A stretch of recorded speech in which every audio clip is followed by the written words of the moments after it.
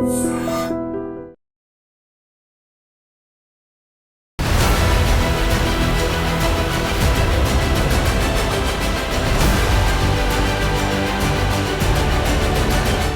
Welcome to iDream. నేను మీ మాధురి. దేశవ్యాప్తంగా ఆందోళనలు రేకెత్తించిన కోల్కతా హత్యాచార ఘటనలో ఆర్జీకర్ కాలేజీ మాజీ ప్రిన్సిపల్ సందీప్ ఘోష్ను సిబిఐ అరెస్ట్ చేసింది. ఆయనతో పాటు మరో ముగ్గురిని సిబిఐ అధికారులు అరెస్ట్ చేశారు. ఈ మేరకు ఘోష్ను సిబిఐ స్పెషల్ క్రైమ్ బ్రాంచ్ కార్యాలయం నుంచి సిబిఐ అవినీతి నిరోధక విభాగానికి తరలించింది. వైద్య కళాశాలలో ఆర్థిక అవకతవకలకు పాల్పడినట్లు సందీప్ ఘోష్పై ఆరోపణలు వచ్చాయి. ఈ సందర్భంగా 15వ రోజు విచారించిన సిబిఐ ఆయన్ను అరెస్ట్ చేసింది.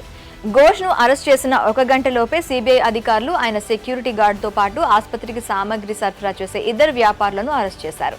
ఈ కేసులో కీలక నిందితుడు పోలీస్ సివిల్ వాలంటీర్ సంజయ్ రాయ్ను అరెస్ట్ చేయగా ఇప్పుడు ఇది 2వ అరెస్ట్. సందీప్ ఘోష్ 2021 ఫిబ్రవరి నుంచి 2023 సెప్టెంబర్ వరకు ఆర్జీకర్ మెడికల్ కాలేజ్ కి ప్రిన్సిపల్ గా పనిచేశారు. అయితే 2023లో బదిలీ అయిన తన పలుకుబడిని ఉపయోగించి నెలలోపే తిరిగి ఆ స్థానంలోకి రాగలిగారు. జూనియర్ డాక్టర్ హత్యాచారానికి గురైన రోజు వరకు ఆయన ఆసుపత్రి ప్రిన్సిపల్ గా ఉన్నారు.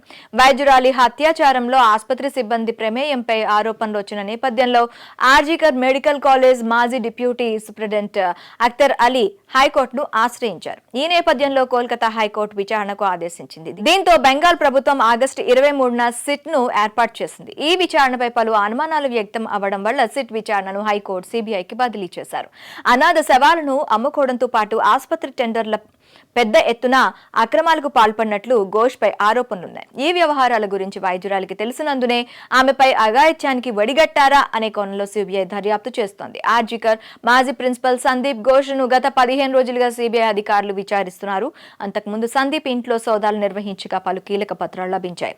ఆ తర్వాత ఆర్జీ ట్యాక్స్ నుంచి పలు పత్రాలు కూడా స్వాధీనం చేసుకున్నారు. ఇది కాకుండా అతని ఆర్జీ ట్యాక్స్ రూమ్ నుంచి అనేక హార్డ్ డిస్క్లను కూడా సిబిఐ అధికారులకు తమ ఆధీనంలోకి తీసుకున్నారు.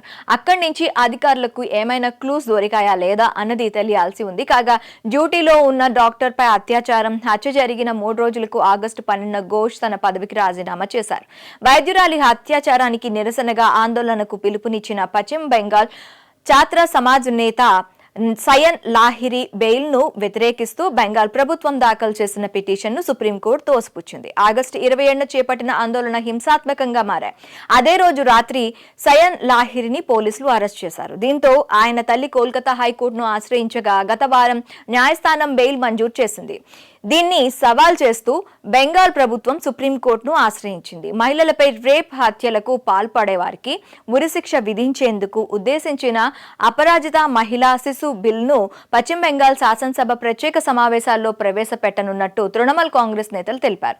కోల్కతా వైద్య విద్యార్థిని అత్యాచారంపై దేశవ్యాప్తంగా నిరసనలు వెల్లువెత్తడంతో ప్రభుత్వం ఈ బిల్లును తీసుకొచ్చింది. ప్రెసిడెన్సీ కరెక్షనల్ హోమ్ జైల్లో విచారణ ఖైదీగా ఉన్న ప్రధాన నిందితుడు సంజయ్ రాయ్ తన గొంతమ కోరికలతో అధికారులకు చిర్రెత్తుకెచ్చేలా చేస్తున్నాడు. వైద్యురాలిపై జరిగిన అమానుష ఘటనపై యావత్ దేశం బగ్గుమంటున్నప్పటికీ జైల్లో తనకు రాచమర్యాదలు కావాలంటూ ఓవర్ చేస్తున్నాడని సమాచారం. మిగతా ఖైదీలకు అందించే భోజనమే తనకు ఎలా ఇస్తారంటూ అధికారులతో వాదిస్తున్నాడు. తనకి ఎగ్ నూడిల్స్ కావాలని డిమాండ్ చేసినట్టు జైలు వర్గాలు తెలిపాయి. సంజయ్ రాయ్ అతి డిమాండ్లను చూసి జైలు సిబ్బంది మందలించగా చివరకు వడ్డించిన పదార్థాలు తినడం అలవాటు చేసుకున్నాడని చెప్పారు. జైలుకు తరలించిన ప్రారంభంలో పగలు కూడా తాను నిద్రపోయేందుకు అనుమతించాలని అడిగేవాడని, తనలో తాను మాట్లాడుకునేవాడని, కొన్ని రోజులకు సాధారణ జీవన శైలికి వచ్చేశాడని జైలు వర్గాలు వెల్లడించాయి.